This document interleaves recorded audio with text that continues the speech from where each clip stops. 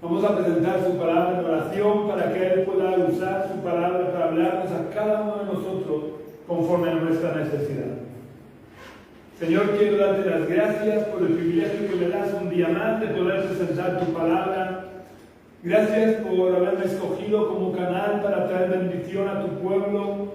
Yo quiero pedirte, Señor, que tú me sigas purificando, me sigas santificando, para que yo pueda ser un canal útil que tú puedas usar, Señor, para traer vida. Ayúdanos, Señor, a entender tu palabra y a ponerla por obra. Ayúdanos a no ser tan solo oidores o leedores de tu palabra, sino que podamos ser hacedores de tu palabra, que nuestras vidas, Señor, reflejen, Señor, tu palabra. Oh Dios, que la vida de Cristo se manifieste en cada uno de nosotros y tu Espíritu Santo pueda traernos vida a nosotros y a través de nosotros podamos dar tu vida a otros.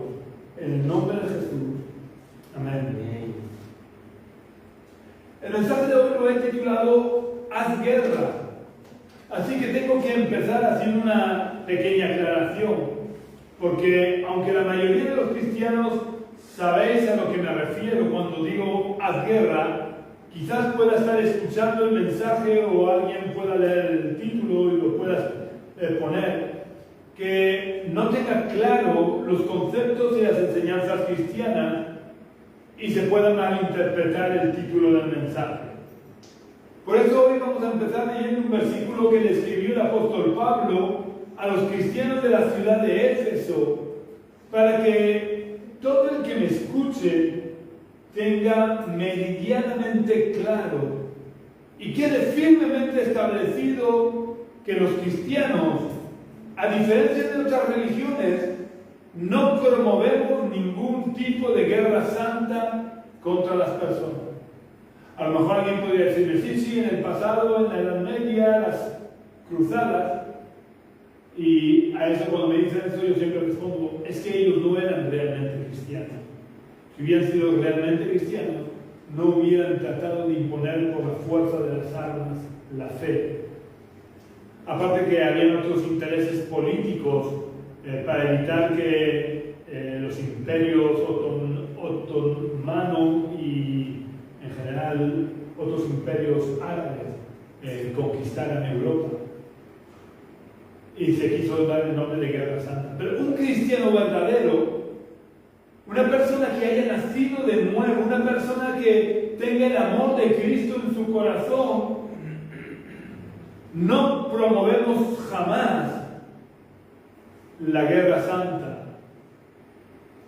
Lo único que promovemos como cristianos en cuanto a las otras personas que no lo son es el amor. Para que todo el mundo pueda llegar a conocer y experimentar en su vida el poder del amor de Dios. El versículo al que me estoy refiriendo que Pablo le escribió a los cristianos de Éfeso se encuentra en su carta a los Efesios capítulo 6 y versículo 12, donde Pablo deja claro el tipo de lucha que tenemos y contra quienes tenemos que hacer guerra.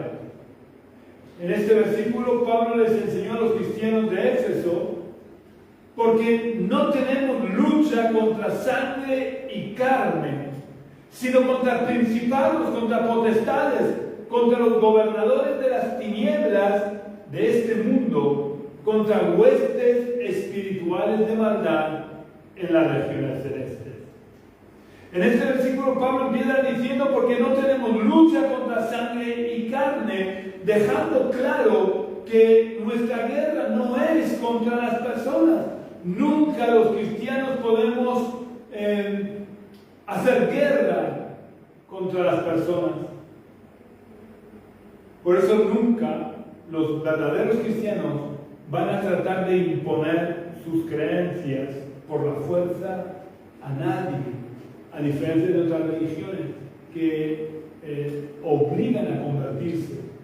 El cristianismo verdadero no puede obligar a convertirse a nadie, y por tanto no vamos a cometer atentados en nombre de nuestra fe contra nadie, porque nuestra fe la recibimos por pura gracia, por el amor de Dios, y lo único que tratamos es de que la gente pueda conocer y experimentar ese amor en sus corazones.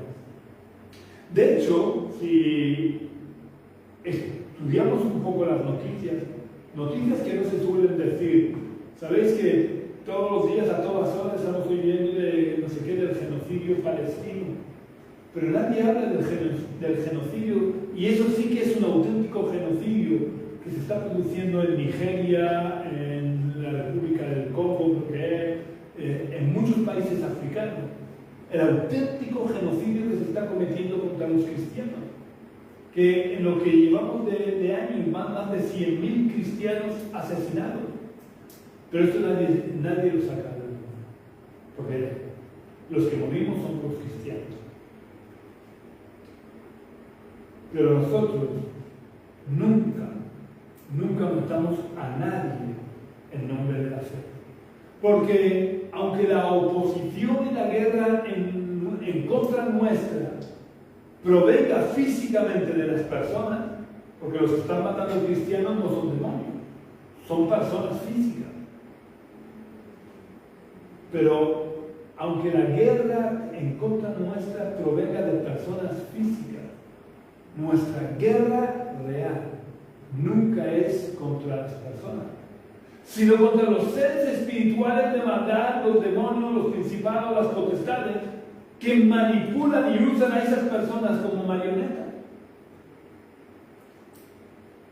Porque de esa manera tratan de impedir a toda costa el avance y la progresión del reino de Dios. Yo no sé de verdad cómo los demonios no se dan cuenta porque llevan 2000 años persiguiendo a los cristianos. Y en el pasado, en tiempos de, creo que fue Vespasiano y no sé cuánto, que emperadores más, desataron una grandísima persecución contra los cristianos. Pero cuanto más se ha perseguido a lo largo de la historia a los cristianos, más personas se han convertido. Más personas han experimentado el poder del amor de Dios. Por eso no entiendo que los demonios sean tan obcecados, que no se dan cuenta de esa realidad, que cuanto más grande es la persecución que ellos desatan contra el cristianismo, más se extiende el cristianismo. Todos los cristianos verdaderos que tratan de vivir de verdad su fe, experimentan a lo largo de sus vidas una oposición por parte de ciertas personas, muchas veces sin que haya una explicación racional de por qué esas personas se oponen de esa manera a nosotros y tratan de hacernos la vida imposible sin que nosotros les hayamos hecho nada malo. Y lo curioso del caso es que muchas veces, cuanto mejor tratamos nosotros a esas personas y cuanto más les mostramos el amor de Dios, tanto más se oponen a nosotros y tratan de perjudicarnos lo más posible, haciendo que, como personas humanas que somos, a veces nos preguntemos, pero ¿por qué me trata esta persona de esa manera? Pues la respuesta a esa pregunta de por qué me trata esa persona de esa manera, la da el apóstol Pablo en este versículo que acabamos de leer. Porque hay toda una serie de seres espirituales que operan detrás de esas personas, manipulándolas y usándolas como marionetas para tratar de hacernos daño, luchando contra nosotros. Porque nosotros somos parte del reino de las tinieblas, somos parte del reino de la luz, por lo que ellos a veces se conforman simplemente con hacernos daño y tratar de destruirnos, porque de esa manera consideran que están obteniendo pequeñas victorias sobre el reino de Dios, dado que nosotros pertenecemos al reino de Dios. Por eso debemos entender la naturaleza de nuestra guerra e involucrarnos sin reservas en esta guerra, para que Satanás y todo el principado de las tinieblas no gane ventaja alguna sobre nosotros. Yo sé que incluso dentro del cristianismo hay muchos que creen que eso de la guerra espiritual es un cuento de hadas o un cuento de algunos fanáticos, sobre todo por culpa de algunos extremistas super espirituales que lo exageran o hacen cosas ridículas, pero el hecho de que haya extremistas y muchas exageraciones no quitan ni disminuyen un ápice la realidad de la guerra espiritual en la que todo cristiano nos vemos envueltos e involucrados. Pablo, en ese mismo versículo, deja dos cosas muy claras. Una, lo que os he dicho al principio, que nuestra guerra no es contra las personas físicas. Y dos, la segunda cosa que deja muy clara es que tenemos una verdadera guerra con toda una serie o contra toda una serie de seres espirituales de maldad contra los que debemos de luchar. Por lo que Pablo sigue después de este versículo diciendo que tenemos que tomar toda la armadura de Dios, incluyendo la espada del Espíritu. Daos cuenta de que si la guerra espiritual fue una invención de algunos cristianos iluminados y realmente no tuviéramos guerra contra todos esos seres espirituales de maldad que enumera Pablo, el resto del pasaje carecería de sentido. No sería necesario escribirlo porque ¿para qué voy a necesitar tomar toda una armadura si no voy a tener que ir a la guerra? ¿Para qué debería yo de vestirme con lo molesto que es una armadura? ¿Para qué debería yo de molestarme en vestirme con toda la armadura si no tuviéramos que participar en la guerra espiritual? Porque un soldado en tiempos de Pablo se vestía con su armadura. Estamos hablando del tiempo de los romanos, ¿vale? Un soldado se vestía con su armadura para ir al frente a hacer guerra contra los enemigos. No se vestía la armadura por las mañanas porque le quedaba bonita la armadura y se iba a quedar en casa o iba a salir con los amigos y quería ir guapo. No, la armadura la tomaban y se vestían con la armadura para ir al frente a hacer la guerra. Es verdad que si leemos el pasaje, Pablo habla de permanecer firmes y de resistir. Por lo que algunos se cogen a estas palabras para afirmar que Pablo solo habla de una batalla de resistencia, es decir, estos hermanos pretenden que solo nos limitemos a encajar los golpes sin que nosotros tengamos que pasar a la acción y tomemos la iniciativa en la lucha. Pero quiero que pensemos, la armadura solo era para resistir los ataques del enemigo, o era también una protección mientras se pasaba al ataque. Quiero que nos paremos un momento, que hagamos un alto y pensemos un poco en el Imperio Romano. No sé si alguno de vosotros ha visto películas de tiempos de los romanos que simulan las batallas de los romanos, pero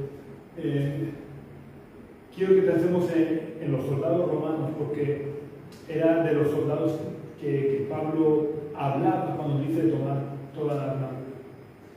Y si nos vamos al tiempo de los romanos, una de las formaciones militares que usaban los romanos y que les dio grandes resultados es una formación que se llama formación en forma de tortuga o formación de tortuga. No sé si lo habéis visto. En la formación de tortuga todos los soldados se protegen debajo como si fuera de un caparazón con sus escudos, porque era una práctica bastante habitual cuando los legionarios se acercaban unos a otros para enfrentar el combate cuerpo a cuerpo. Los arqueros desde la retaguardia lanzaban lluvias de flechas, de tal manera que el enemigo llegaba diezmado al combate cuerpo a cuerpo. Entonces, una forma que los romanos evitaban que muchos de sus soldados murieran, era esta formación de tortuga, porque todos los soldados quedaban protegidos bajo el caparazón de escudos. Es verdad que a lo mejor alguna flecha podía matar a un soldado porque se colaba entre los escudos, pero se minimizaba muchísimo el daño de los legionarios gracias a esa formación en forma de tortugas. Pero lo que quiero decir con este ejemplo es que, aunque esa formación era una formación defensiva para evitar las oleadas de flechas y lanzas, los soldados no se quedaban ahí quietos detrás del caparazón o debajo del caparazón. Los soldados usaban esa formación defensiva para ir al ataque, para alcanzar el frente y alcanzar a los legionarios enemigos para el combate cuerpo a cuerpo. Así que lo que quiero que nos demos cuenta es que aunque la armadura sirva para protegernos, no por eso debemos de limitarnos a recibir ataque tras ataque del enemigo sin que nosotros hagamos nada. Porque si no hacemos nada, nunca lograremos nada. De hecho, una parte de la armadura que cita Pablo es la espada del Espíritu. Y la espada sirve para defendernos, pero sirve también para atacar. Porque si solo se usa la espada como defensa, el brazo acaba cansándose, dejando que el enemigo vaya teniendo cada vez más ventaja sobre nosotros. Porque el enemigo nunca se cansa. Dada la importancia de esta enseñanza y la necesidad de que los cristianos se prepararan bien para la guerra y de esta manera pudieran hacer frente a todos los seres espirituales de maldad que luchan con nosotros, Pablo repitió esta enseñanza a los cristianos de la ciudad de Corinto. Vamos a verlo en su segunda carta, capítulo 10 y versículo 4.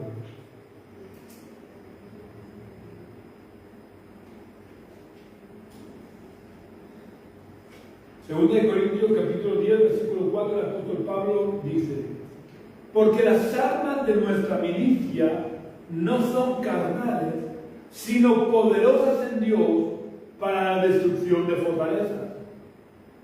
Vemos en esta enseñanza de Pablo a los cristianos de Corinto el mismo patrón o hilo argumental que sigue en su enseñanza a los cristianos de Éfeso, en el que estamos meditando en esta mañana.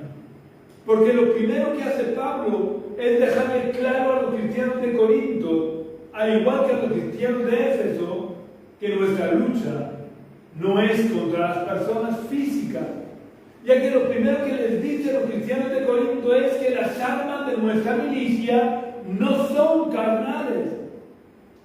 Es decir, las armas que los cristianos debemos utilizar no tienen ningún efecto sobre la carne, no tienen ningún efecto sobre las personas físicas.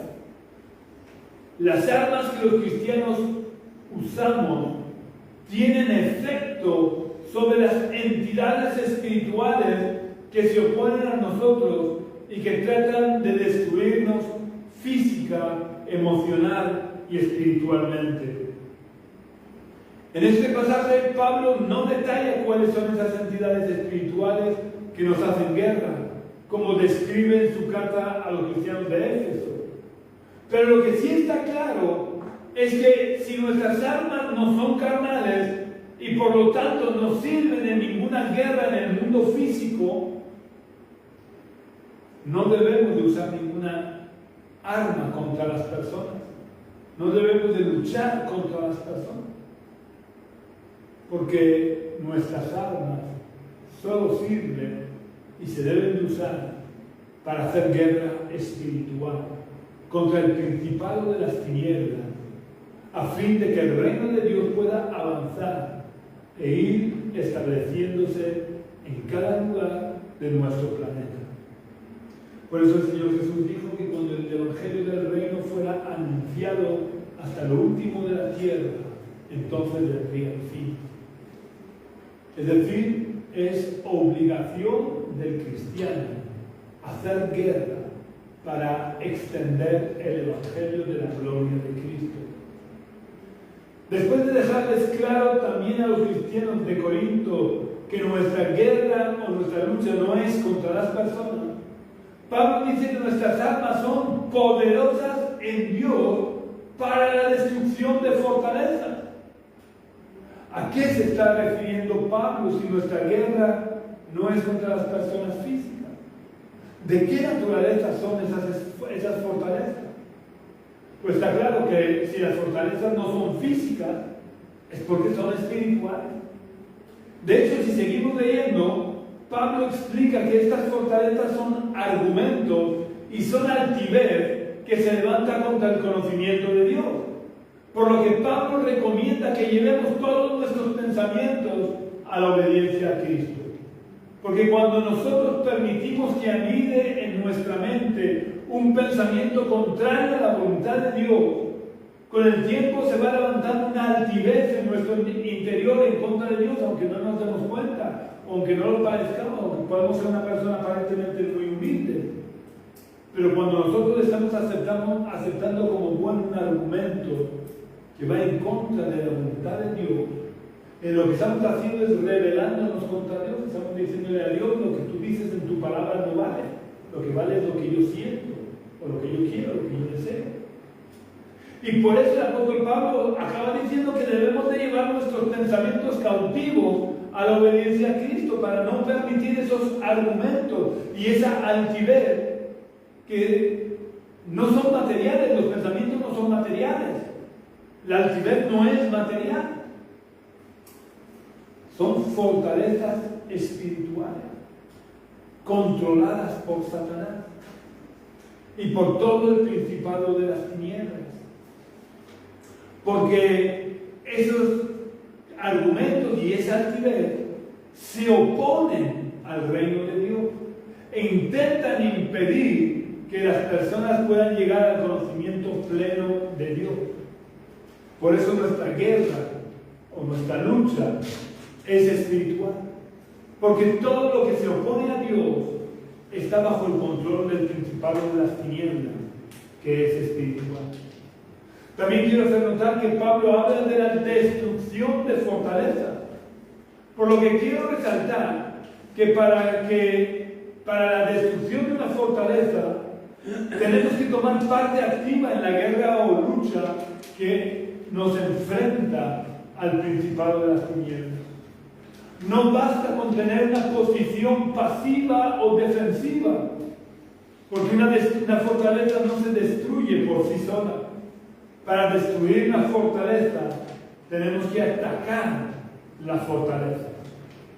Tanto si tomamos el ejemplo de las fortalezas antiguas como si tomamos el ejemplo de los búnkeres modernos, para poder destruir esa fortaleza necesitamos adoptar una posición de ataque, porque ni las fortalezas se podían tomar ni destruir desde una posición defensiva, ni los búnkeres se pueden destruir si los soldados no se lanzan al ataque.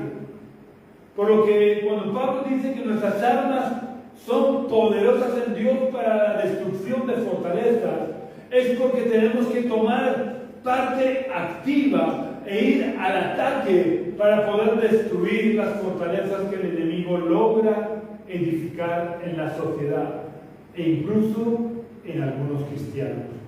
Porque no olvidemos que el apóstol Pablo no le está escribiendo inconversos.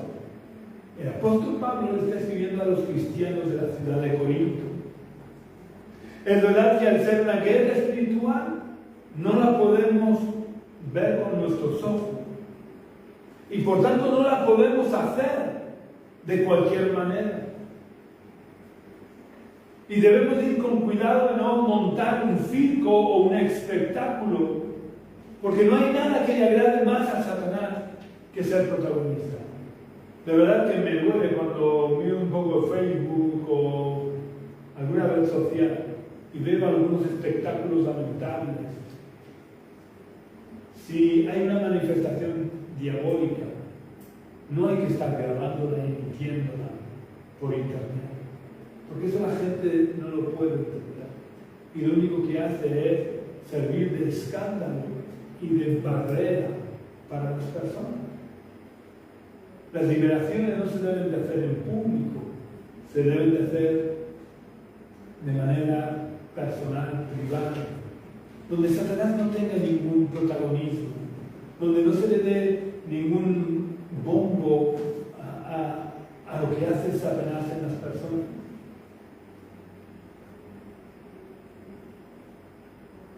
Pero dado que la guerra espiritual, como su nombre indica, es espiritual, es algo que debemos de librarla nosotros, estando en la presencia de Dios.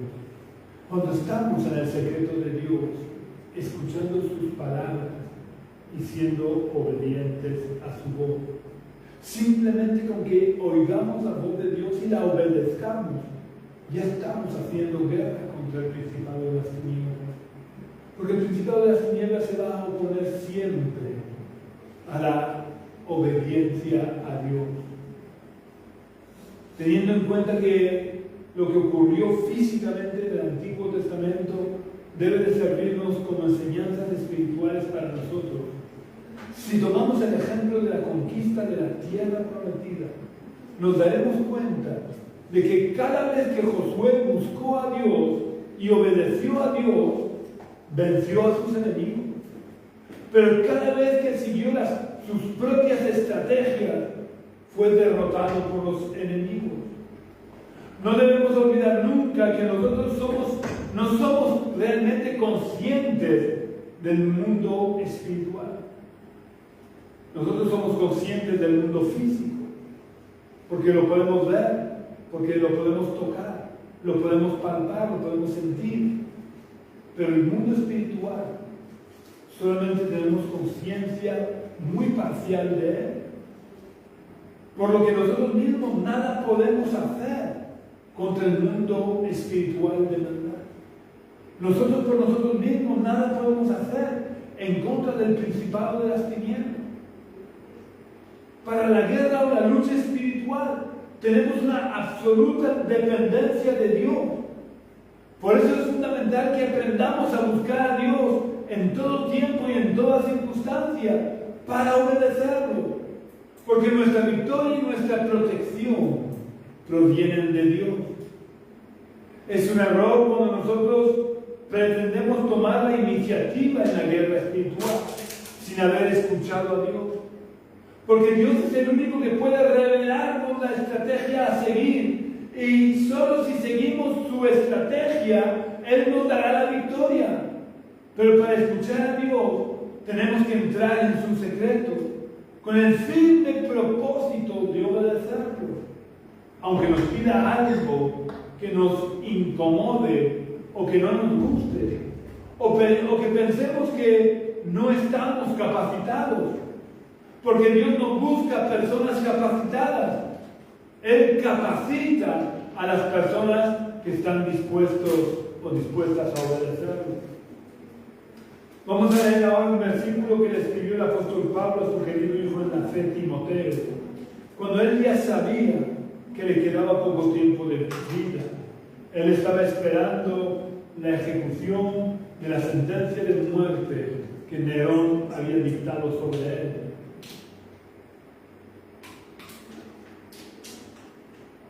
Y estando a la espera de la ejecución, él le escribió su segunda carta a Timoteo. Vamos a leer en el capítulo 4, versículo 7, lo que le dice Pablo a Timoteo.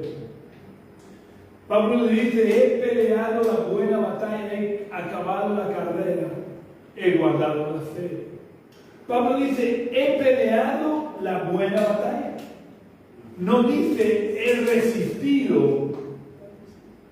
Pablo dice: he peleado, lo que denota que él tomaba una parte activa en la lucha.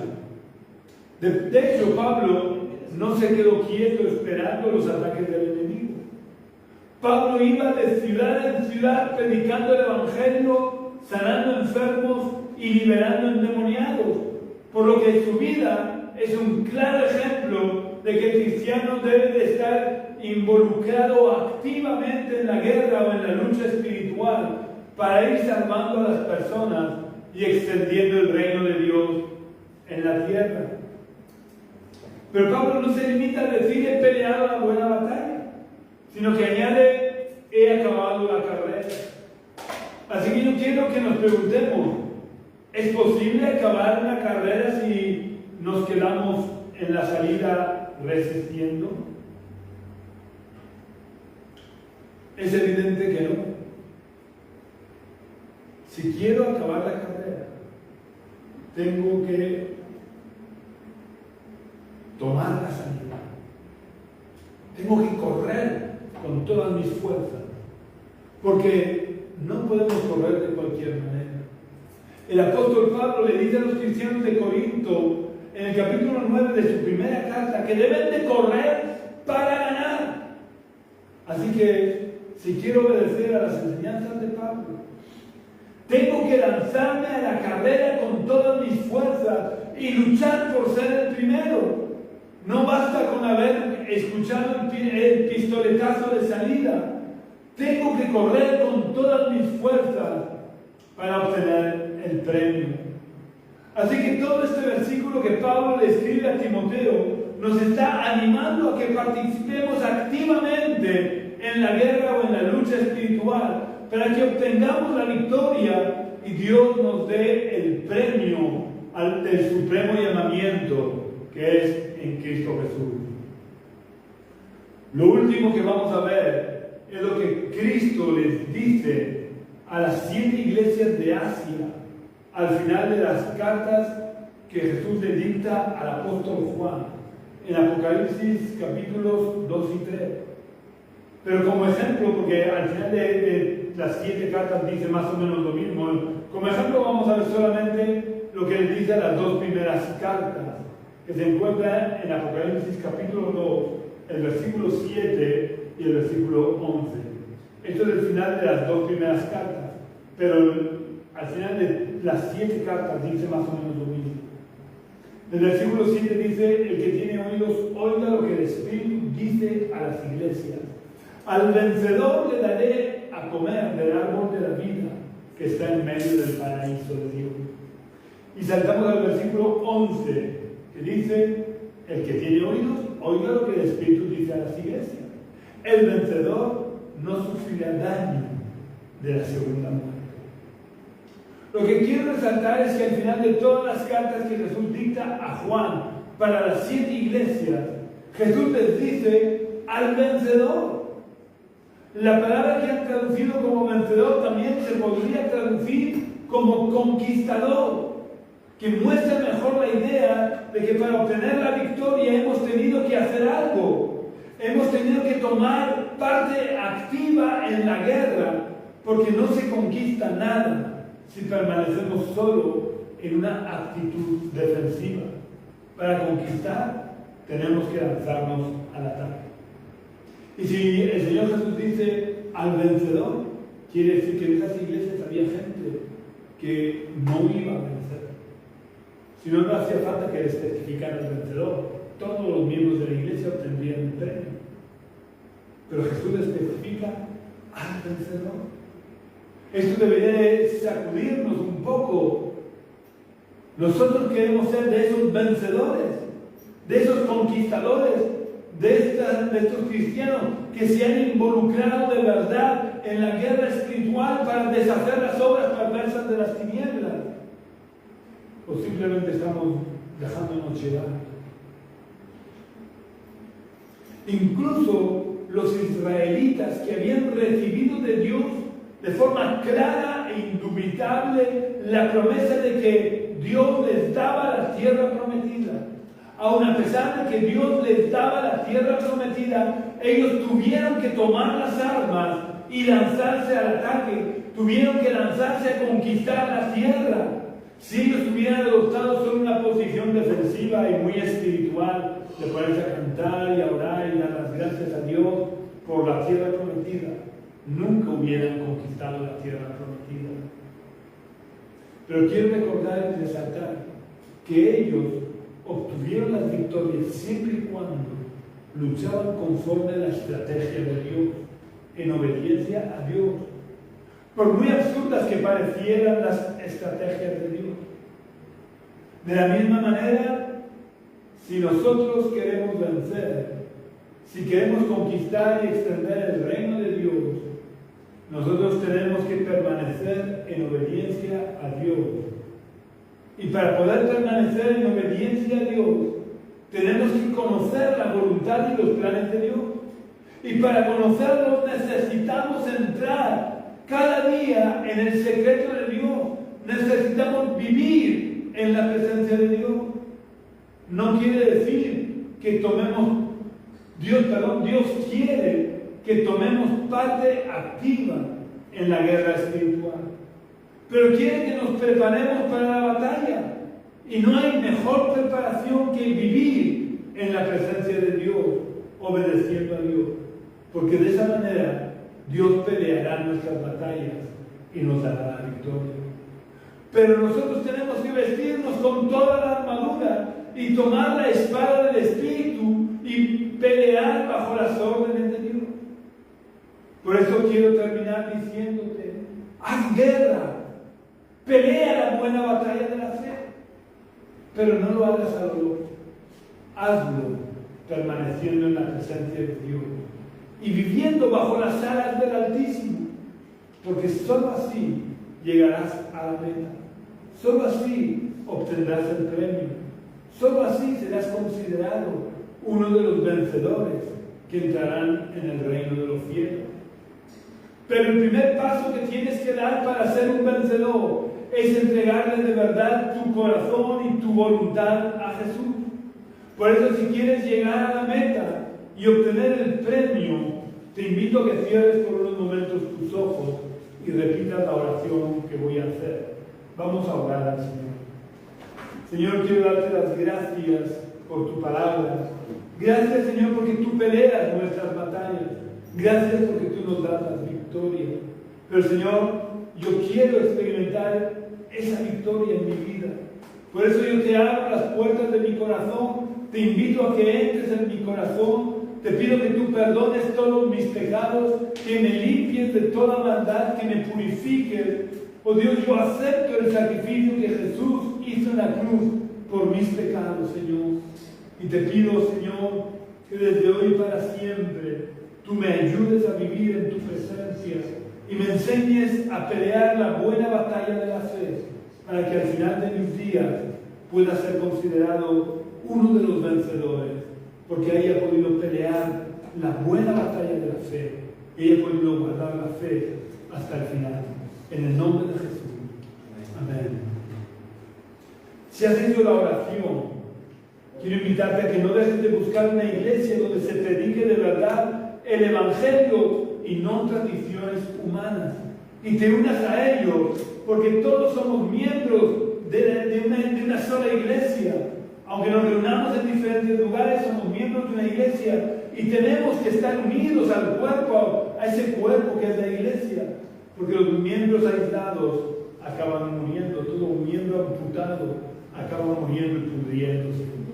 Y si no has hecho la oración, no lo dejes para mañana, tal vez mañana sea tarde. Acepta a Jesús en tu corazón, porque esta es la decisión más importante que vas a tomar en tu vida, porque de ella va a depender tu eternidad.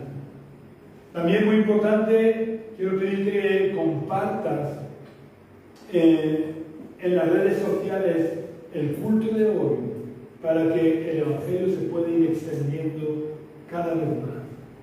Ya sabéis que si queréis contactar con nosotros, si queréis visitarnos y compartir el culto de forma presencial con nosotros, podéis venir a la calle Río Júcar, número 19 bajo, del barrio de los Dolores de Cartagena, que es el lugar donde tenemos nuestras reuniones presenciales los domingos a las 11 de la mañana.